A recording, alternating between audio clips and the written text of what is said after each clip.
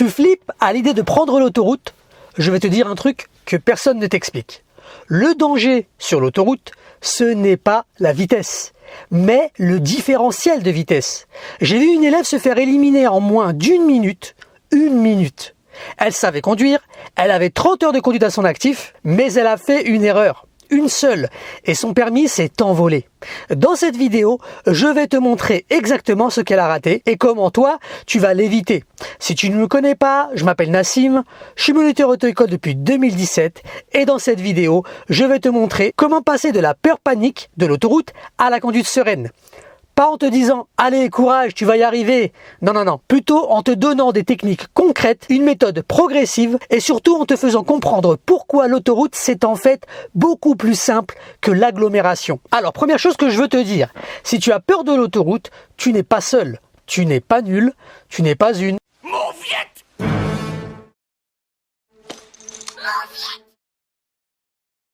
De quoi tu m'as traité, Griff? Je t'ai traité de mauviette. C'est même plutôt le signe que tu es conscient du danger et c'est une bonne chose.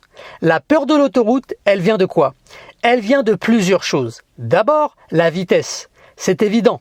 Rouler à 110 ou 130 km/h quand tu as l'habitude de rouler à 30 ou 50 en agglomération, c'est impressionnant. Tout va plus vite. Les distances se réduisent plus rapidement. Les réactions doivent être plus anticipées. L'effet tunnel joue. Le volant qui devient hypersensible aussi, c'est important. Ensuite, l'insertion, c'est le moment qui fait le plus flipper. Tu arrives sur une voie d'accélération, tu dois t'insérer dans un flux de véhicules qui roulent déjà à grande vitesse. Et tu as l'impression que tu n'auras jamais le temps ou jamais la place.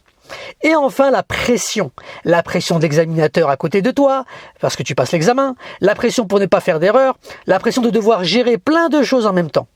Tout ça, c'est normal.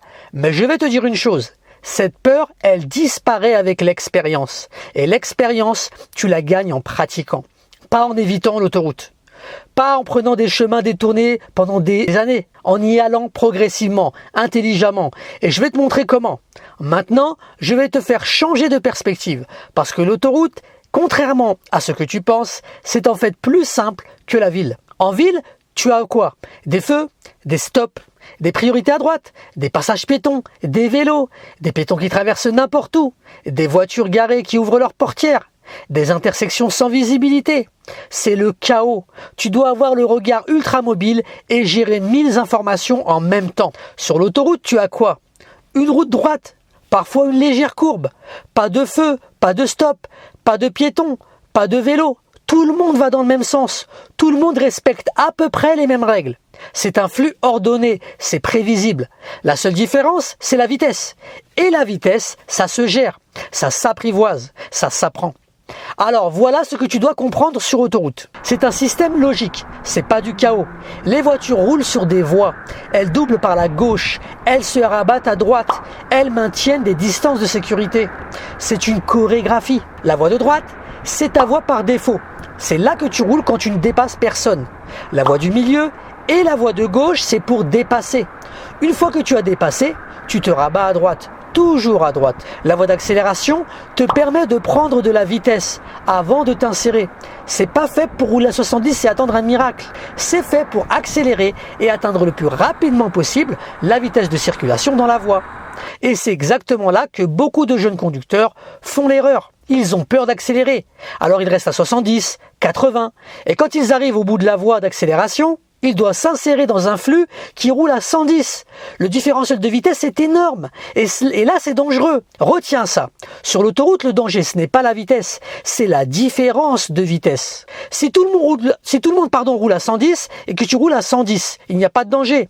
Mais si tout le monde roule à 110 et que toi, tu roules à 70, tu deviens un obstacle. Et les obstacles sur autoroute, ça crée des accidents. Donc oui, il faut accélérer, même si c'est contre-intuitif, même si ton cerveau te dit ralentis, c'est dangereux. Non, non, non, accélère, adapte-toi au flux, deviens invisible dans le trafic. Laisse-moi te raconter ce qui s'est passé avec mon élève, éliminée en 1 minute sur l'autoroute. Elle arrive sur la voie d'accélération, c'était une longue voie, en plus elle avait le temps d'accélérer. Le trafic est fluide, elle accélère progressivement. Elle regarde devant elle, elle cherche son trou pour s'insérer. Jusque-là, tout est parfait. Le problème, son regard était collé devant elle. Elle n'a pas vu qu'un poids lourd arrivait rapidement sur la voie de droite. Et avec le stress, elle continue à vitesse constante. Elle ne prend aucune décision, n'accélère pas pour passer devant lui ou ne freine pas pour le laisser se rabattre derrière. Rien, elle reste figée. Le poids lourd se rapproche. Elle commence à s'insérer. L'examinateur reprend les commandes et freine. Elle allait se faire écraser par 40 tonnes. Examen terminé, éliminé. Et le pire, elle n'avait fait aucune erreur, mais 2 erreurs fatales en 1 minute. Première erreur, elle s'est faite surprendre parce qu'elle n'a pas analysé ses rétroviseurs. Seconde erreur, ce n'était pas trop tard, elle aurait pu s'en sortir, mais elle a gardé une vitesse uniforme au lieu de réagir, accélérer pour passer devant le poids lourd ou freiner pour se glisser derrière lui. Les 2 options étaient valables, mais elle n'en a choisi aucune. Et rappelle-toi bien qu'un poids lourd, c'est le véhicule qui a la vitesse la plus uniforme par excellence, car leur conducteur enclenche le plus souvent le régulateur de vitesse.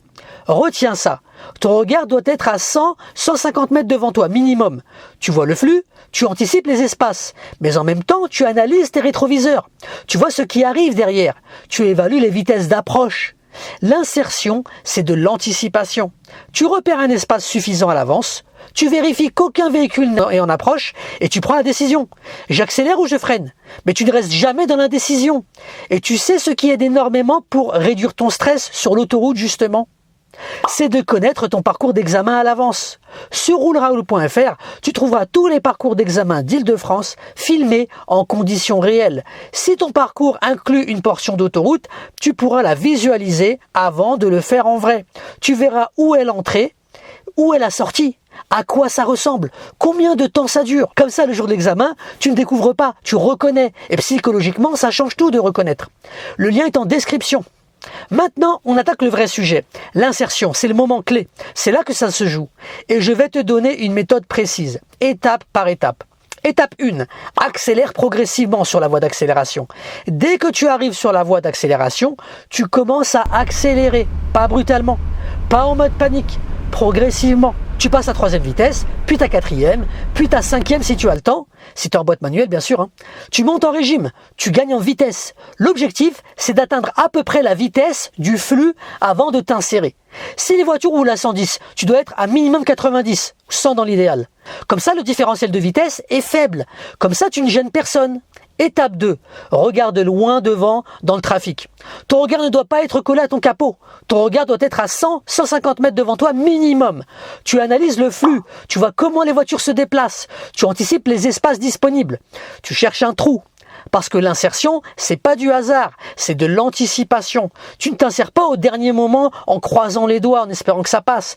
Tu repères un espace suffisant à l'avance et tu te prépares à t'y glisser. Étape 3. Utilise la technique de lecture des rétroviseurs.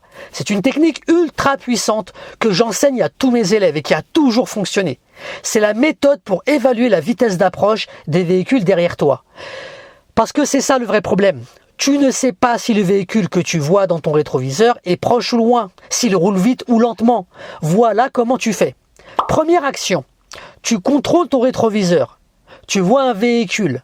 Il est là, à une certaine distance. Prends une photo mentale.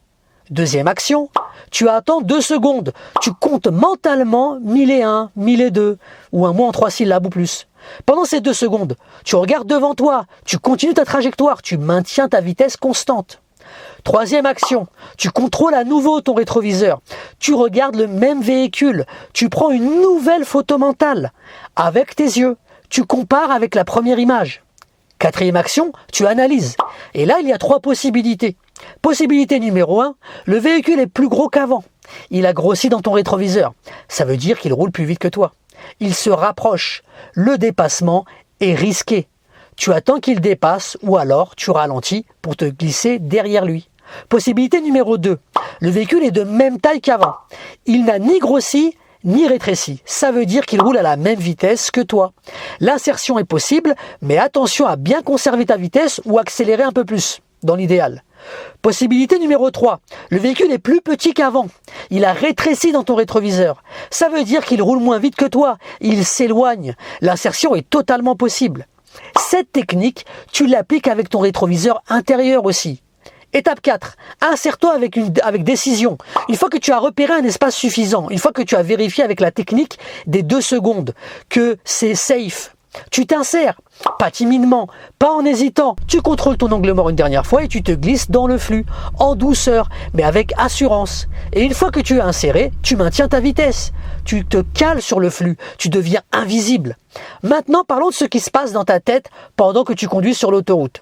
Parce que c'est là que tout se joue. Ton cerveau va vouloir te faire paniquer. Il va te dire c'est trop rapide, ralentis. Il va te dire tu ne vas jamais y arriver. Il va te dire regarde, il y a un camion, c'est dangereux. Et toi, tu dois rester focalisé. Pas sur ta peur, pas sur tes pensées négatives, mais sur tes actions. Tu te concentres sur ce que tu dois faire. Je regarde loin devant, je maintiens ma vitesse. Je vérifie mes rétroviseurs. Je calcule mes distances de sécurité. Tu restes dans l'action, pas dans l'émotion. Parce que quand tu es dans l'action, tu n'as pas le temps d'avoir peur. Ton cerveau est occupé à faire, pas à paniquer. Et tu acceptes une chose, tu vas faire des erreurs au début, c'est normal. Tout le monde en fait, j'en ai fait, tes parents en ont fait, tes frères et sœurs aussi. Tous les conducteurs en ont fait. L'important, ce n'est pas d'être parfait. L'important, c'est de pratiquer, d'apprendre, de progresser. Et tu te rappelles cette vérité, la peur diminue avec l'expérience. Plus tu pratiques l'autoroute, plus tu t'habitues au trafic. Plus tu t'habitues, plus tu te détends. Plus tu te détends, plus tu conduis bien. C'est un cercle vertueux et tu es déjà dedans. Un dernier point ultra important, les distances de sécurité. Sur l'autoroute, c'est vital. Tu dois toujours garder au minimum 3 secondes d'écart avec le véhicule devant toi. Tu prends un point de repère sur le côté de la route, un point de repère fixe. Un panneau, un pont, un arbre. Le véhicule devant toi passe ce point. Tu comptes 1001, 1002, etc. Si tu dépasses le point avant d'avoir fini ton comptage, tu es trop près. Relâche l'accélérateur, compte 2 secondes et reprends le comptage. Et si les conditions sont difficiles, s'il pleut, s'il y a du brouillard, s'il fait nuit, tu augmentes cette distance. 4 secondes, 5 secondes. Tu te laisses de la marge. Parce que sur l'autoroute, à 130 km/h par exemple, tu parcours en moyenne 36 mètres par seconde. Si le véhicule devant toi freine brusquement et que tu es trop près, tu n'auras pas le temps de réagir. C'est aussi simple que ça. Donc maintiens tes distances, toujours. Et encore une fois, si tu veux être préparé au maximum pour ton examen, va sur rouleraoul.fr, découvre les parcours de ton centre en vidéo HD. Visualise-les, regarde-les plusieurs fois, familiarise-toi avec l'environnement. Parce que moins tu as de surprises le jour de l'examen, plus tu seras détendu. Plus tu seras détendu, mieux tu conduiras. C'est aussi simple que ça. Le lien est en description. Voilà, tu as maintenant toutes les clés pour vaincre ta peur de l'autoroute. Récapitulons rapidement. Prépare-toi mentalement. Visualise ton parcours. Respire. Comprends que l'autoroute, c'est plus simple que la ville. Accélère progressivement. Regarde loin devant. Utilise la technique des 3 secondes pour évaluer la vitesse des véhicules. Insère-toi avec décision. Progresse par étapes. Choisis des horaires avec moins de trafic au début, si tu peux. Pratique régulièrement. Reste focalisé sur tes actions, pas sur tes peurs. Maintiens tes distances de sécurité et surtout, accepte que la peur fait partie du processus. Elle ne disparaîtra pas d'un coup, mais elle va diminuer petit à petit. À chaque fois que tu pratiqueras, un jour, tu prendras l'autoroute sans même y penser et tu te diras « Pourquoi j'avais aussi peur avant ?» À très bientôt et bonne route.